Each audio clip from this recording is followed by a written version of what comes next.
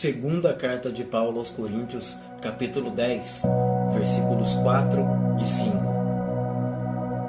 Porque as armas da nossa milícia não são carnais, mas sim poderosas em Deus para a destruição de fortalezas, destruindo os conselhos e toda altivez que se levanta contra o conhecimento de Deus, levando cativo todo o pensamento à obediência de Cristo.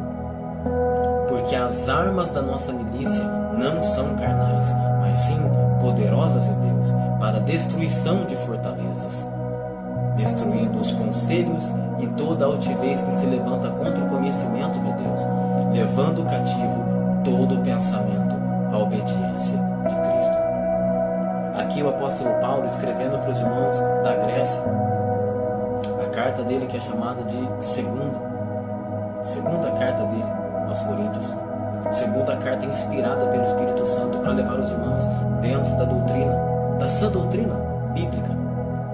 O apóstolo Paulo faz um contraste dizendo: as armas que nós lutamos, as armas que nós guerreamos, elas não são carnais, mas elas são poderosas em Deus, fazendo um contraste com as coisas humanas com as quais as pessoas lutavam. Ele fala: nós somos diferentes, nós lutamos com as armas que vêm do céu.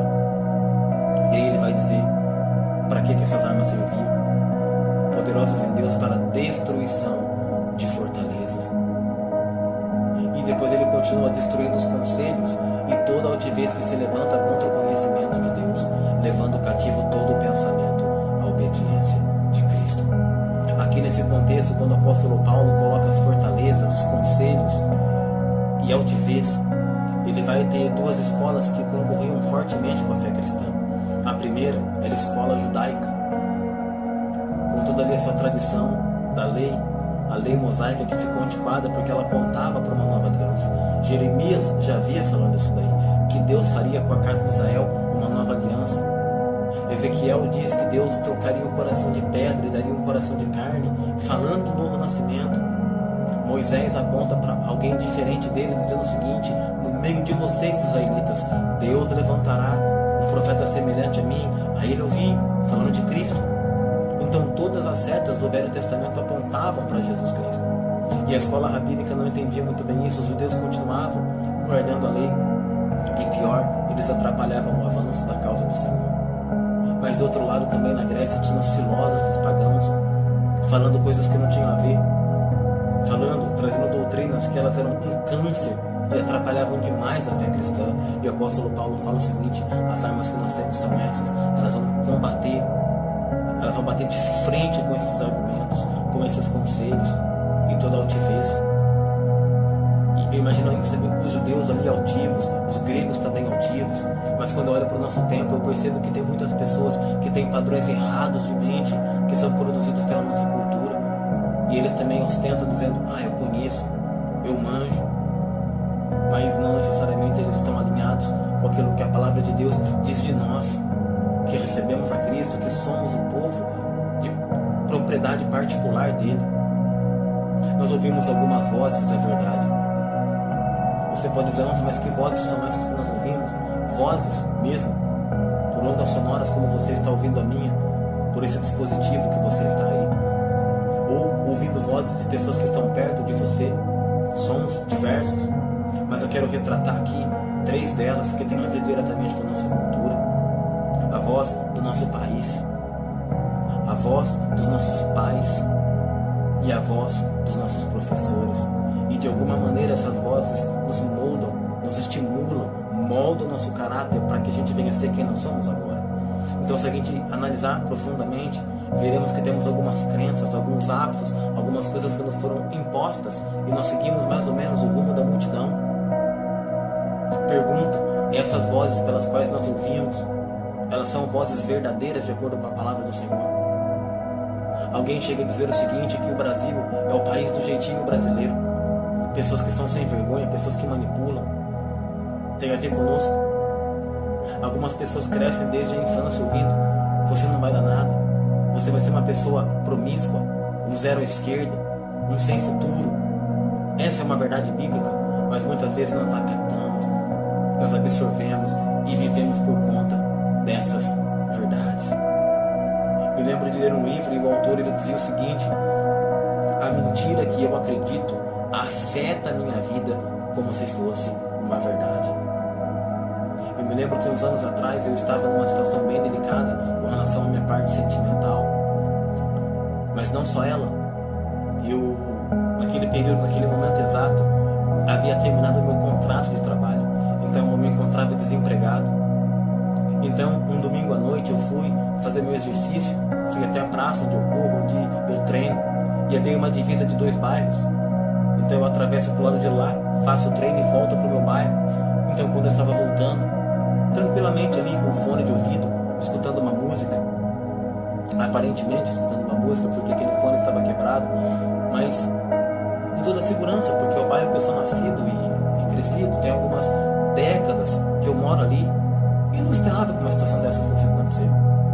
De repente passa perto de mim um carro e ele vira, subindo a rua, e ele começa a trepidar. E eu olhando para aquele carro, entendendo um pouquinho de carro antigo, eu falei: esse carro vai morrer. E aquela rua que ele estava, uma rua movimentada, e passava um ônibus ali. E eu comecei a olhar para aquele condutor. Ele não me olhava, ele virava do outro lado, mas eu via que o carro estava trepidando, quase parando. De repente o carro parou por completo. E eu pensando comigo assim: eu vou lá ajudar essa pessoa. Olhando para o motorista, tentando perguntar alguma coisa para ele, se eu poderia ajudar ou não. Era aproximadamente 8 horas da noite, quando de repente uma pessoa desce, muito maior do que eu. E olhando para o motorista, olha que eu vejo essa segunda pessoa que estava na minha frente, com um revólver na minha direção, e dizendo o seguinte: eu quero o seu celular. Evidentemente que eu não vou repetir tudo o que ele falou para mim, mas ele me chamou de inúmeros palavrões. Sinceramente, eu comecei a olhar para os lados e pensar: onde está a câmera? Deve ser uma brincadeira, é uma pegadinha. Não é possível que dentro do meu bairro alguém falar isso comigo. Pois é. Eu ali naquele momento calmamente tirei meu fone de ouvido, dei para ele. Peguei meu celular, dei também. Ele pegou rapidinho assim, entrou no carro, subiu e foi embora. Eu nunca mais vi meu fone de ouvido. Eu nunca mais vi meu celular. Com relação ao bem material, é recuperável. Mas e como eu fiquei já com a área sentimental abalada, havia perdido ali, acabado o meu contrato de trabalho, estava desempregado.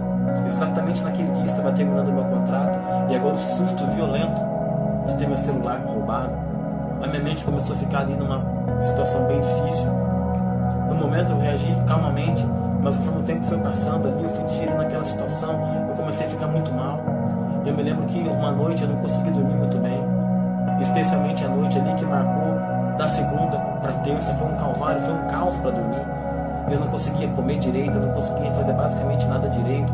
Eu lembro que quando eu fui deitar na cama ali, eu não consegui pegar no sono. Eu lembro que eu fiquei um tempo sentado, eu não sei quanto tempo se passou, mas eu lembro que próxima a mim ali estava minha irmã, da minha cama, e ela viu que eu não estava bem. E ela foi lá e chamou minha mãe. E minha mãe veio ali, eu lembro que ela começou a orar pela minha vida, e eu particularmente não tive muita reação, a não ser derramar algumas lágrimas ali. E é quase que eu sentado ali, eu desabei para trás, eu caí na cama. Eu não sei o que aconteceu exatamente, se eu virei, o que aconteceu, mas eu consegui dar uma fechada no olho. Eu não vou dizer que eu dormi, mas eu acordei no outro dia e fui treinar, fraco, porque eu não conseguia me alimentar, não conseguia tomar água. Tudo aquilo começou a vir no meu cérebro como se fosse uma avalanche. Então quando eu passei na casa de um colega meu, ele não corria, ele não treinava, mas ele só me acompanhava até a praça. E depois da minha corrida a gente conversava bastante ali. E eu lembro que quando eu saí para correr, eu escutei uma voz, como se ela estivesse soletrando para mim um texto, e na hora minha mente cheia de tanta coisa, eu não conseguia me lembrar, mas eu falei: isso aqui é um texto bíblico. E parecia que eu estava me lembrando, mas hoje eu sei que era a doce voz do Espírito Santo falando para mim esse texto aqui: porque as armas da nossa milícia não são carnais. E sabe o que eu comecei a fazer?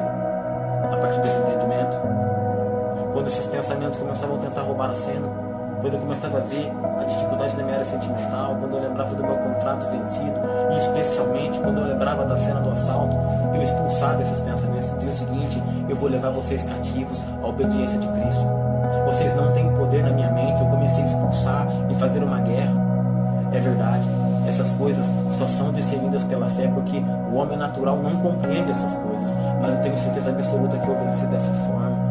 Eu não sei que cenário você está agora, eu não sei o que você enfrenta, mas você pode, não com uma ajuda natural, com uma ajuda simples, mas com uma ajuda que vem do céu, usar essas armas da nossa milícia, que não são armas comuns, para que você venha vencer também os aprisionadores de mente, aquilo que leva você a ter um padrão de pensamento mesquinho, ou um pensamento pequeno. Eu não vou conseguir, eu sou uma pessoa ansiosa, estressada, depressiva. Confronte esses pensamentos, porque a palavra de Deus diz de você que você é filho, que você é filha, que você é amado, que você é carvalho de justiça. Se a Bíblia diz isso, seja Deus verdadeiro e todo homem mentiroso. Nós somos mais do que vencedores. Que a gente venha agarrar essas promessas, porque qualquer coisa diferente disso é altivez. Não é altivez eu dizer para você que você é uma pessoa lavada, uma pessoa transformada. Isso não é altivez. Evidentemente, se você tem um pacto com Cristo Jesus, e se você ainda não tem, isso pode acontecer agora também. Aí onde você está, você pode entregar a sua vida para Jesus, e Ele pode ser o Senhor da sua vida, quem governa, quem manda. E a partir desse momento, então, você pode falar o seguinte: mente, eu declaro que você vai, em nome de Jesus, ser cativo a tudo aquilo que a palavra de Deus diz de mim, que eu me assento nas regiões celestiais em Cristo, que eu sou lavado, que eu sou remido, que a paz de Deus vai guardar o meu coração, os meus pensamentos, os meus sentimentos. Em Cristo Jesus, isso vai acontecer, porque a palavra do Senhor é verdadeira. Que os nossos pensamentos, que os nossos sentimentos, eles devem ser escravos da palavra, e não escravos dos pensamentos do país, dos nossos pais, dos nossos professores, dos rabinos judeus ou dos filósofos pagãos, mas aqui, palavra. É a palavra que nos sustenta, é a palavra que nos mantém de pé, é a palavra que nos faz mais do que vencedores. Porque as armas da nossa milícia não são carnais, mas sim poderosas em Deus, para a destruição de fortalezas, destruir os conselhos e toda altivez que se levanta contra o conhecimento de Deus, levando cativo todo o pensamento à obediência